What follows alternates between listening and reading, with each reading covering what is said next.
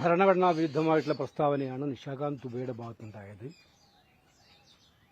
കോടതിയെ ഭീഷണിപ്പെടുത്തിയിട്ട് വരുതിക്ക് നിർത്താൻ വേണ്ടിയിട്ടുള്ള ശ്രമത്തിന്റെ ഭാഗമായിട്ട് തന്നെയാണ് ഈ ഭീഷണി സ്വരം.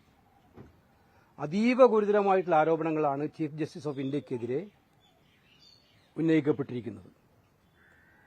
ഇത്തരം ജുഡീഷ്യറിക്കെതിരായിട്ടുള്ള ഇത്തരം തുറന്ന പറച്ചിലുകൾ നമ്മുടെ രാജ്യത്തിന്റെ ജനാധിപത്യത്തിന്റെ ആരോഗ്യകരമായ അവസ്ഥയ്ക്ക് ഗുരുതരമായിട്ടുള്ള പ്രത്യാഘാതങ്ങളാണ് ഉണ്ടാക്കാൻ വേണ്ടി പോകുന്നത്. സുപ്രീം കോടതി നമ്മുടെ നാട്ടിലെ ഏറ്റവും വലിയ ഭരണഘടനാ സ്ഥാപനമാണ്. നാട്ടിലെ നീതിയും നിയമവും ഉറപ്പാക്കേണ്ട ഏറ്റവും പരമോന്നതമായ നീതിന്യായ കോടതിയാണ്.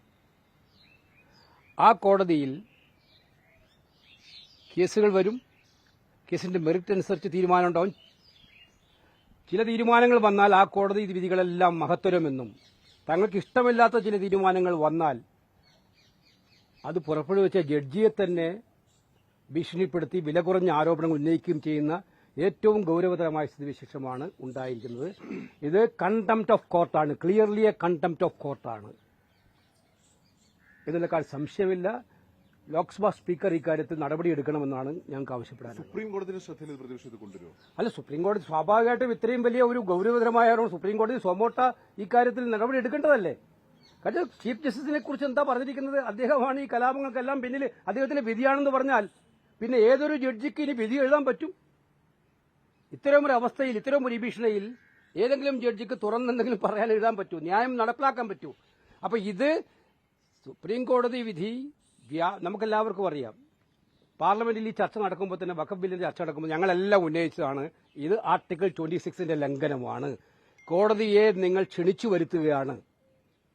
കോടതിയുടെ വരാന്തയിൽ പോലും നിൽക്കാൻ പറ്റുന്ന പ്രൊവിഷനുകൾ അതിനകത്തുണ്ട് എന്ന് ക്ലിയറായിട്ട് നമ്മളെല്ലാം പറഞ്ഞതാണ്.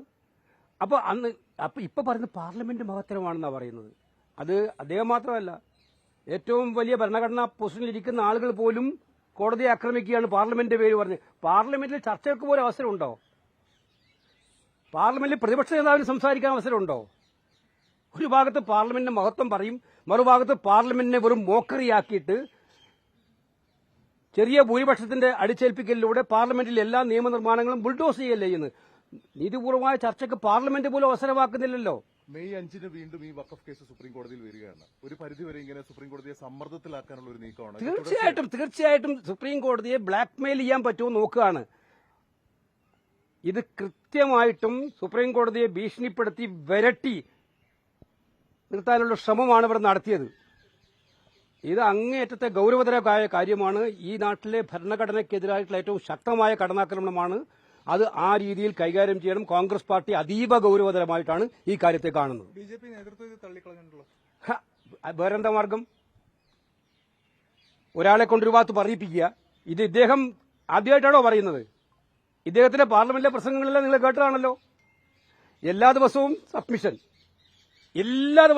കിട്ടുന്ന ഏക മെമ്പറാണ് അദ്ദേഹം. അദ്ദേഹത്തിന്റെ എന്താണ് അദ്ദേഹം പ്രസംഗിക്കുന്നത്? അപ്പോഴെല്ലാം പാറ്റേണേജ് കൊടുത്ത പാർട്ടി ബിജെപി അല്ലേ? അങ്ങനെയാണെങ്കിൽ തള്ളിപ്പറയുന്നെങ്കിൽ നടപടിയെടുക്കുന്നുണ്ടോ? തയ്യാറുണ്ടോ പാർട്ടി?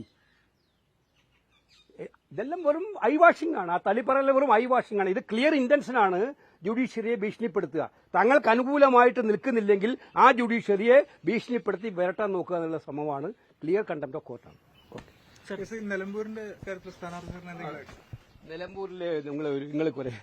നിലമ്പൂരിൽ കഴിഞ്ഞ കുറേ ദിവസങ്ങളെ ഞാൻ മാധ്യമം ശ്രദ്ധിക്കുകയാണ്.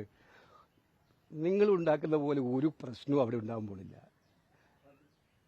ഏറ്റവും വലിയ ഭൂരിപക്ഷത്തിന് UDF സ്ഥാനാർത്ഥി അവിടെ ജയിക്കും.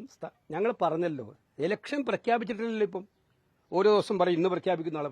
ഇലക്ഷൻ പ്രഖ്യാപിച്ചു കഴിഞ്ഞാൽ ആ പ്രഖ്യാപിക്കുന്നതിന് ഉടൻ തന്നെ കോൺഗ്രസിന്റെ സ്ഥാനാർത്ഥിയും വരും. ഒരഭിപ്രായ വ്യത്യാസം അവിടെ ഉണ്ടാകാൻ പോണില്ല.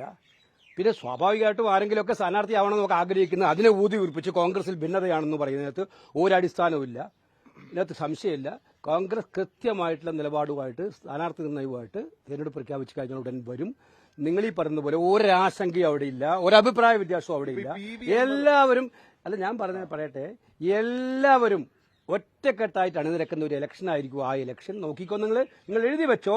ഇലക്ഷൻ പ്രഖ്യാപിച്ചു കഴിഞ്ഞോട്ടെ, കോൺഗ്രസ് ഒറ്റക്കെട്ടായിട്ടായിരിക്കും ആ തെരഞ്ഞെടുപ്പിൽ. PV അൻവർ ഇങ്ങനെ സ്ഥാനാർത്ഥിയുടെ ഡിമാൻഡ് വെക്കുമ്പോഴേ ഇന്ന് ലീഗ് അതിൽ പറഞ്ഞിട്ടുണ്ട്. ലീഗാണ് ഒരു